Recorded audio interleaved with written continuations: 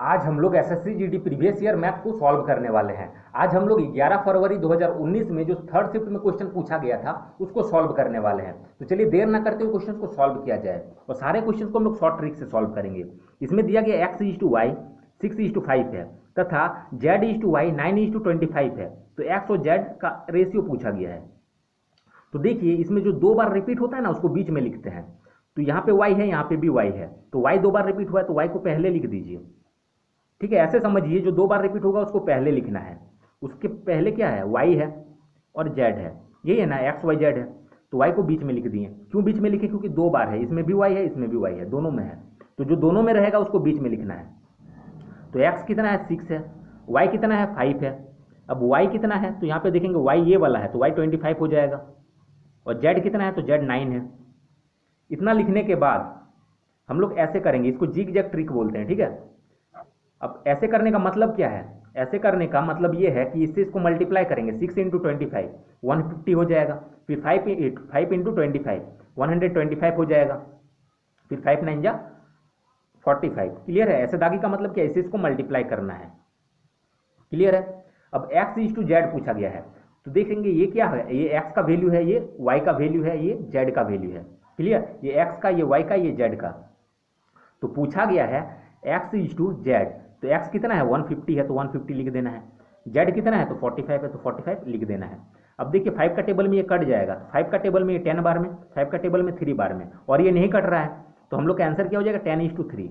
एक दूसरा क्वेश्चन लेके हम लोग और समझ लेते हैं थोड़ा सा अच्छा से।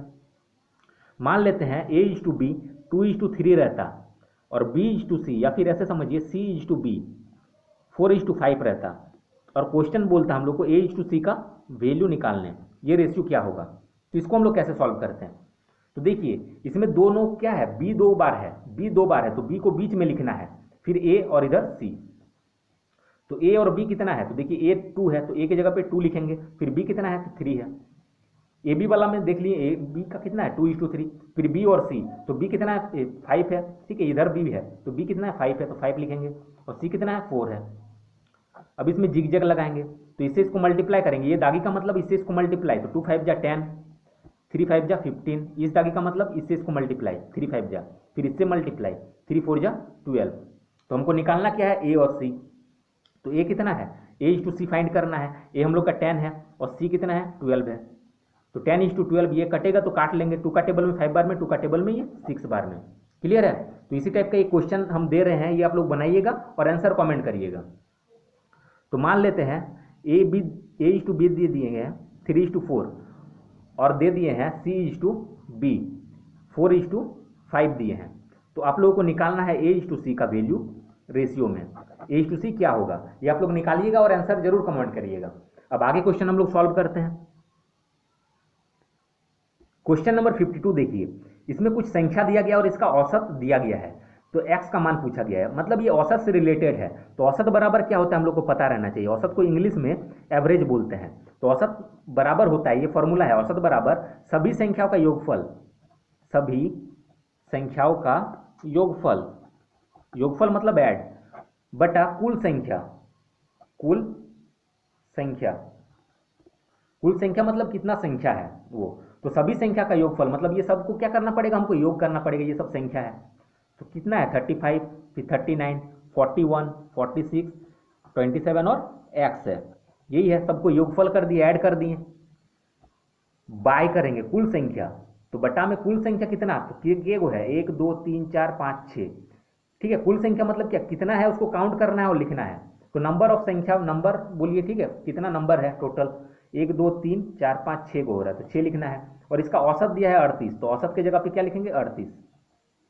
अब सिंपल सा कैलकुलेशन है, इसको सॉल्व करेंगे हम लोग का x का वैल्यू आ जाएगा, x का ही वैल्यू निकालने बोला गया है। अब इसको सॉल्व करेंगे तो ये 6 इधर जाएगा तो मल्टीप्लाई में होगा, तो 38 इंटू 6 हो जाएगा, इज इक्वल टू इसको ऐड करेंगे तो हम लोग का आएगा 188 प्लस x। अब इसे इसको मल्टीप्लाई करेंगे तो 228, फिर इधर ये आएगा तो माइनस में हो जाएगा 18। ठीक है, ये जनरल कैलकुलेशन है इसीलिए हम थोड़ा सा फास्ट कर रहे हैं। ठीक, तो आप लोग ये खुद से ट्राई करिए, अगर नहीं बने तो वीडियो को देखिएगा, वीडियो को पॉज करके खुद से सॉल्व करने की कोशिश करिए।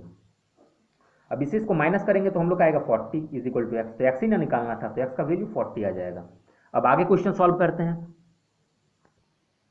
क्वेश्चन नंबर 53 जो है ये फर्स्ट शिफ्ट में भी पूछा गया, मतलब 11 फरवरी का जो फर्स्ट शिफ्ट था उसमें भी पूछा गया, तो उसका वीडियो भी आप लोगों को डिस्क्रिप्शन में मिल जाएगा।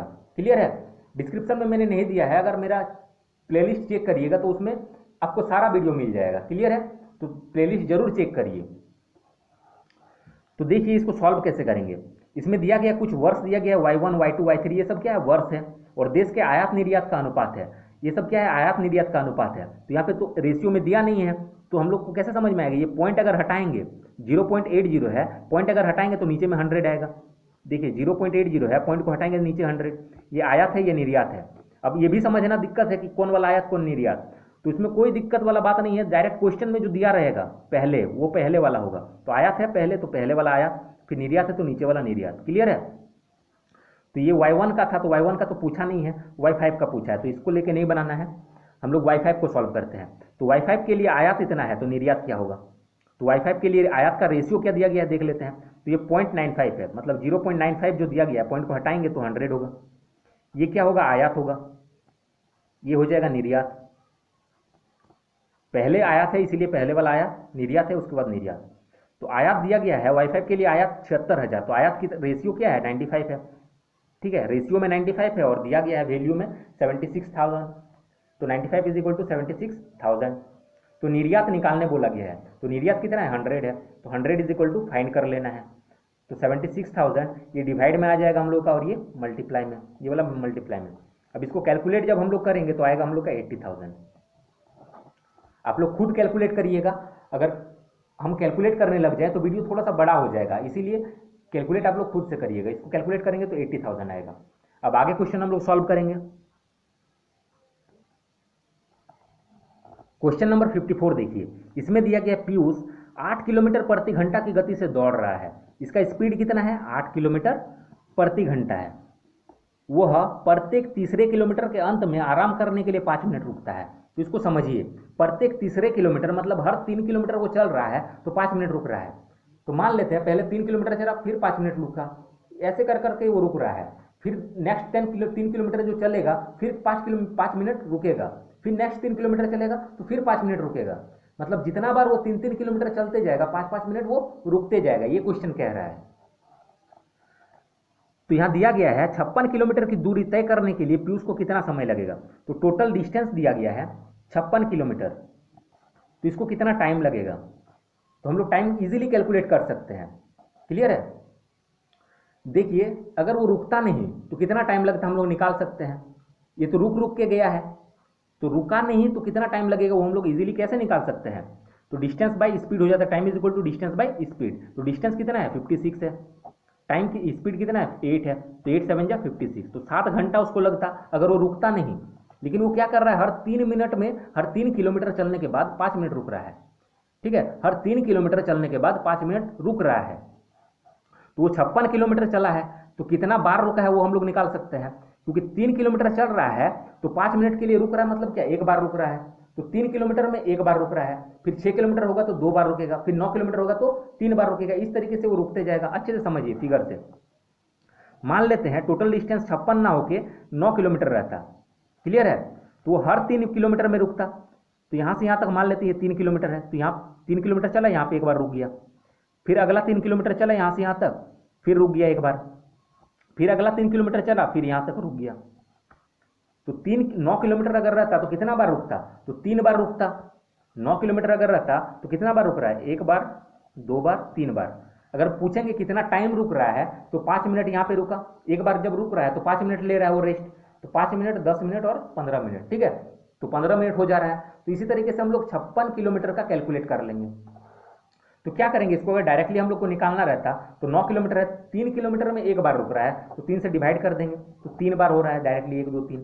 तो इतना बड़ा तो हम लोग फिगर नहीं बना सकते 56 किलोमीटर के लिए ना।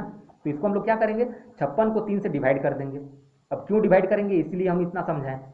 अब इसे इसको डिवाइड कर दीजिए, तो देखिए 3 का टेबल में ये कटेगा, 3 1 जा 3, फिर 2 बच गया 26, तो 26 आएगा नहीं 3 का टेबल में, तो 3 8 या 24 हो रहा है, 3 8 या 24 हो रहा है।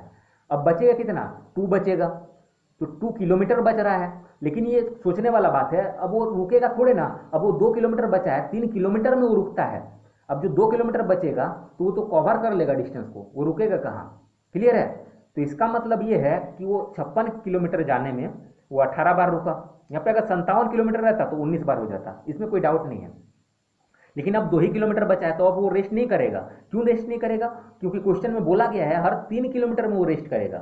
तो 2 ही किलोमीटर हुआ है, अभी तो रेस्ट नहीं करेगा वो। क्लियर? तो इसीलिए 18 बार तक जाएंगे। और जिसको समझ में प्रॉब्लम हो रहा है वो डायरेक्टली इसको डिवाइड करेगा, तो जो पॉइंट वाला वैल्यू होगा उसको नहीं लेना है, पॉइंट तक नहीं जाना है। तो 18 बार टोटल रुकेगा। तो हम लोग को पता है एक बार में कितना रुक रहा है, वो 5 मिनट रुक रहा है। तो 18 बार रुका है तो कितना टाइम के लिए रुका होगा?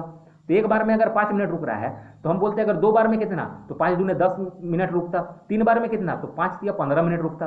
उसी तरीके से 18 बार रुका है तो 18 इंटू 5 कितना हो जाएगा? 18 5 90। तो 90 मिनट तक वो रुका है। ठीक है, तो 90 मिनट क्या हुआ?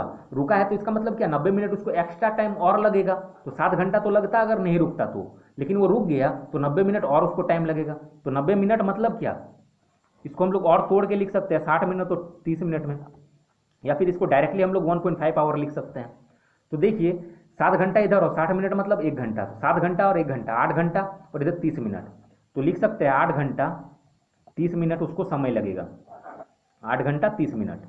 या फिर इसको डायरेक्ट करिए 7 घंटा इधर, तो 90 मिनट मतलब क्या? 1.5 घंटा, तो 1.5 लिख सकते हैं। तो इतना टाइम उसको लगेगा 8.5 आवर। ये हम लोग का आंसर हो जाएगा। अब आगे क्वेश्चन सॉल्व करते हैं। क्वेश्चन नंबर 55 में देखिए दिया गया है, रवि, मनीष तथा नवीन अकेले एक कार्य को क्रमशः 30 दिन, 15 दिन तथा 10 दिन में पूरा कर सकते हैं। मतलब रवि जो करेगा वो 30 दिन में करेगा, मनीष और नवीन है। ठीक है, रवि, मनीष और नवीन है, ये 30 दिन में कर सकता है, और ये 15 दिन में कर सकता है, और ये 10 दिन में कर सकता है। इतना दिया गया है। वे मिलकर काम को आरंभ करते हैं, परंतु रवि कार्य शुरू होने के 2 दिन बाद काम छोड़ देता है तथा मनीष और 3 दिन काम करने के बाद छोड़ देता है।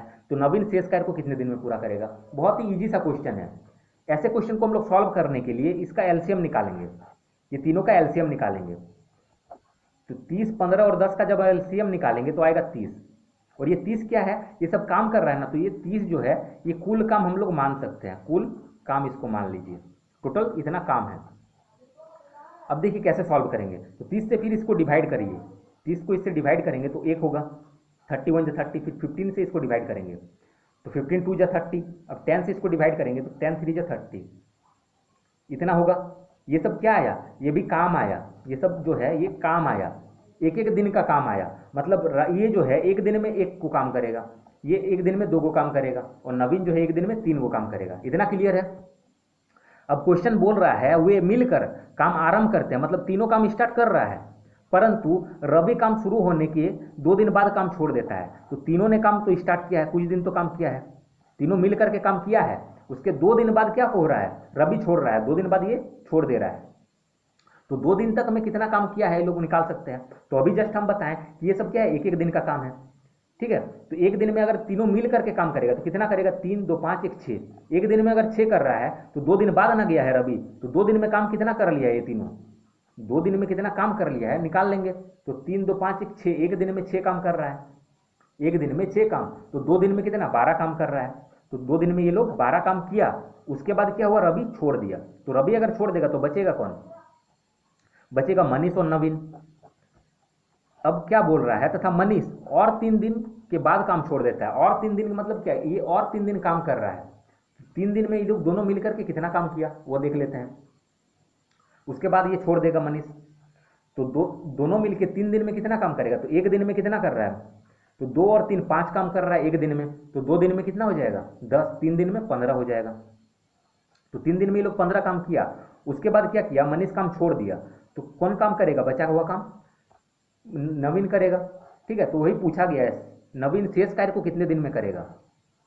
तो निकाल लेते हैं शेष कितना काम बचा है। ये सब भी क्या है? काम है, और एक दिन में कर रहा है। एक दिन में मतलब 1 काम कर रहा है, 30 को काम था, एक दिन में 1 काम कर रहा है। एक दिन में ये 2 काम कर सकता है, एक दिन में ये 3 काम कर सकता है। इस तरीके से समझिए। तो देखिए टोटल 30 काम था, कितना काम हो गया देख लेते हैं। तो इसको ऐड कर दीजिए, 12 और 15 यही ना काम हुआ, तो 12 और 15 हो जाएगा 27, मतलब 27 काम हो गया। 30 काम था, 30 में से 27 काम हो गया, तो बचेगा कितना? इसको माइनस कर दीजिए, मतलब 3 काम बचा है, और ये करेगा कौन? ये नवीन करेगा। तो 3 को काम करने में इसको कितना टाइम लगेगा, तो यहाँ पे देखिए ये 3 ही है, 3 को काम ये कितना दिन में कर रहा था, 3 को काम ये 1 दिन में कर रहा था, ये 1 दिन का काम है, मतलब ये 1 दिन में 1 को काम कर सकता है, 1 दिन में ये 2 को काम कर सकता है, तो नवीन 1 दिन में 3 को काम कर सकता है, तो ये 3 ही को काम पूछा, बचा हुआ है, तो 3 को काम कितना लगेगा इसको टाइम, तो 3 को काम करने में 1 दिन लगेगा, तो 1 दिन हम लोगों का आंसर हो जाएगा, ठीक है, 1 दिन, ये हम लोग का आंसर। अब आगे क्वेश्चन सॉल्व करते हैं। क्वेश्चन नंबर 56 सॉल्व करते हैं। इसमें कुछ नीचे आंकड़ा दिया गया है, ठीक है, इसमें बचत दिया गया है रुपया में और व्यक्तियों की संख्या दिया गया है। क्वेश्चन इस पेज में पूरा आ नहीं रहा था, इसीलिए क्वेश्चन हम थोड़ा बोल देते हैं, ठीक है। इसके आगे क्वेश्चन लिखा हुआ है दिए गए आंकड़े का माध्यिका क्या है, इसमें आगे क्वेश्चन लिखा हुआ है दिए गए आंकड़े का माध्यिका निकालें, दिए गए आंकड़े का माध्यिका, ठीक है, माध्यिका निकालना है।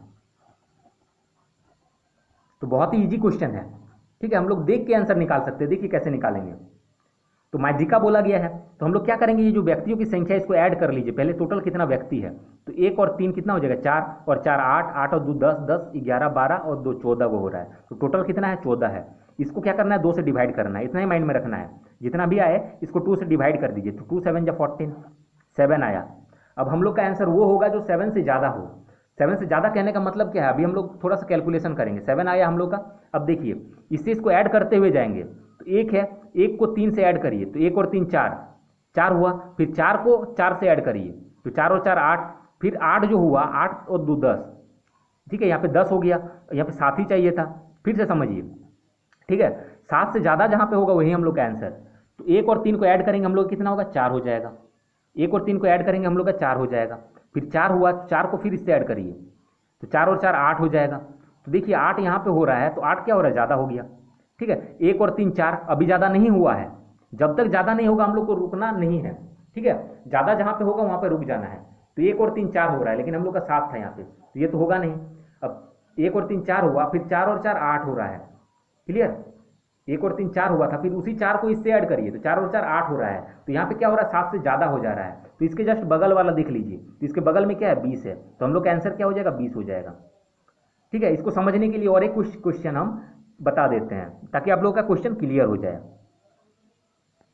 तो देखिए क्वेश्चन ऐसा हो गया, और इसका क्या निकालना है हम लोग को माध्यिका निकालना है। तो देखिए ये सोच लीजिए कि ये बचत था, ये क्या है बचत है, और ये व्यक्तियों की संख्या है, ये व्यक्तियों की संख्या है, और इसका माध्यिका निकालना है। तो क्या करेंगे हम लोग, व्यक्तियों की जो संख्या ऐड कर लेंगे टोटल, तो 2 और 4 6, 6 और 3 9, 9 और 7, 9 और 7 कितना हो जाएगा 16, 16 और 5 21 हो जा रहा है, टोटल इसको ऐड करेंगे 21 हुआ। अब क्या करेंगे 2 से डिवाइड करना है, जैसा कि अभी जस्ट बताया हम, तो इससे डिवाइड करेंगे तो हम लोग का आएगा 10.5, तो आंसर हम लोग का क्या होगा, जो 10.5 से ज़्यादा होगा वो हम लोग का आंसर होगा।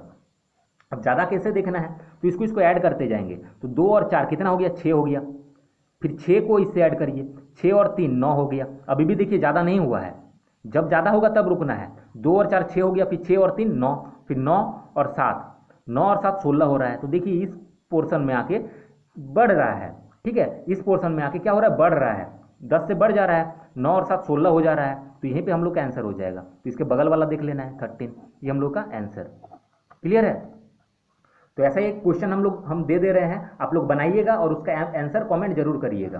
तो देखिए क्वेश्चन कुछ इस तरीके से है, तो देखिए ये क्वेश्चन हो गया, और इसका आप लोगों को माध्यिका निकालना है, तो सेम प्रोसेस से आप लोग निकालिएगा और आंसर कमेंट जरूर करिएगा। अब आगे क्वेश्चन देखते हैं।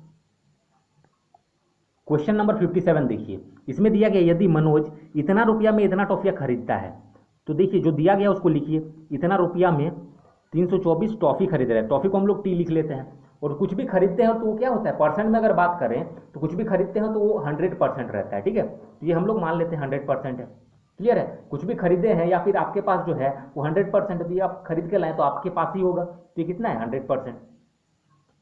अब क्या बोल रहा है, तो 50% लाभ के लिए उसे 90 रुपया में कितनी टॉफियाँ बेचनी पड़ेगी, तो 50% लाभ चाहिए, तो 100 में आप खरीदे हैं, 50 लाभ चाहिए तो कितना हो जाएगा, परसेंट में अगर बात करें तो 150 में आपको बेचना पड़ेगा। 100 तो आपका लगा है परसेंट में, 100% आपके पास है, और 50 आपको लाभ चाहिए तो 150% हो जाएगा।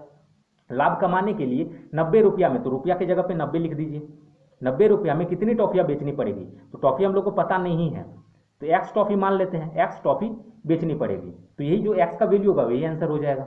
तो देखिए ये शॉर्ट ट्रिक है, इससे इसको मल्टीप्लाई करना है। ऐसे करने का मतलब अभी समझ में आ जाएगा आपको। देखिए ऐसे करने का मतलब है कि इसको पहले लिखिए 486, फिर इस तरीके से दागी आ रहा है तो इसका मतलब इसके साथ जो ये सब है ये दोनों, इसको भी लिखना है, मल्टीप्लाई के फॉर्म में लिखना है। ऐसे करने का मतलब है इसको लिखें, फिर इसको लिखें, फिर ये वाला लिखें, ऐसे ऐसे, क्लियर है। फिर इक्वल टू देके, फिर इक्वल टू देके ये वाला लिखना है 90, ये वाला और ये वाला, ऐसे है। तो इसको लिखेंगे पहले, फिर ये वाला, फिर ये वाला। तो 90 इंटू 324 इंटू 100 यही दिया गया है। अब इसको बस सॉल्व करेंगे, हम लोग का आंसर आ जाएगा। तो देखिए इसको सॉल्व करेंगे तो x इज इक्वल टू क्या हो जाएगा, 90 इंटू 324 इंटू 100 है। डिवाइड में क्या हो जाएगा, इधर ये सब जो इधर चल जाएगा तो डिवाइड में हो जाएगा, तो 86 इंटू 150 ये डिवाइड हो जाएगा। 86 बोल रहे हैं, 486 है यहाँ पे, ठीक है। अब इसको पूरा कैलकुलेट कर लीजिएगा तो आप लोग का आंसर 40 आ जाएगा। इसको कैलकुलेट करने से 40 आएगा। तो कितनी टॉफी बेचेगा वो, 90 रुपया में 40 टॉफी अगर बेचता है तब उसको 150 रुपया का, तब उसको 50% का फायदा होगा। तो हम लोग का आंसर 40। अब आगे क्वेश्चन सॉल्व करते हैं। देखिए क्वेश्चन नंबर 58 में क्या दिया है, यदि ए बी से 25% कम है, ए जो है बी से 25% कम है, तो बी को अगर 100 मानेंगे तो 25% इसका कम मतलब क्या है, इसका 75 है। 100 में से 25 को माइनस करेंगे 75 हो जाएगा, और 100 ही मानना है तब इजी हो जाएगा। ए जो है बी से 25% कम है, तो एक बी का अगर 100 है तो ये क्या है, उससे 25 कम है, क्लियर। क्योंकि 100 का हम लोग जितना भी परसेंट निकालेंगे उतना ही होगा, तो 100 का 25% निकालेंगे 25, तो 25 कम कर देंगे तो इतना ही होगा, क्लियर है। तो इतना का वैल्यू निकालने पूछा गया है, 2b माइनस ए बाई ए, ये हम लोग को सॉल्व करने बोला गया है। तो इजीली निकाल सकते हैं, b का वैल्यू ये हो गया, a का वैल्यू ये हो गया। तो 2 इंटू बी कितना है, 100 है, तो 100 लिख देना है, माइनस ए, तो ए की जगह पे 75 है, डिवाइड में ए है तो ए के बाद 75 है। अब इसको सॉल्व करिए तो 100 इंटू 2 कितना हो जाएगा, 200 माइनस 75 बटा 75। अब इससे इसको माइनस करेंगे तो 125 बाई 75। अब 25 का टेबल में ये 3 बार में, 25 का टेबल में ये 5 बार में, तो 5/3 ये हम लोग का आंसर हो जाएगा। बहुत ही सिंपल क्वेश्चन था।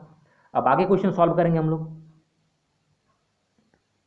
देखिए आज का वीडियो यहीं तक रहने देते हैं, क्योंकि वीडियो बहुत ज़्यादा बड़ा हो जाएगा तो देखने में भी मज़ा नहीं आएगा। तो आगे का क्वेश्चन जो है हम लोग नेक्स्ट पार्ट में सॉल्व करेंगे। तो जिसको भी ये वीडियो अच्छा लगा, वीडियो को लाइक करें, शेयर करें और चैनल को सब्सक्राइब जरूर करें। Thanks for watching.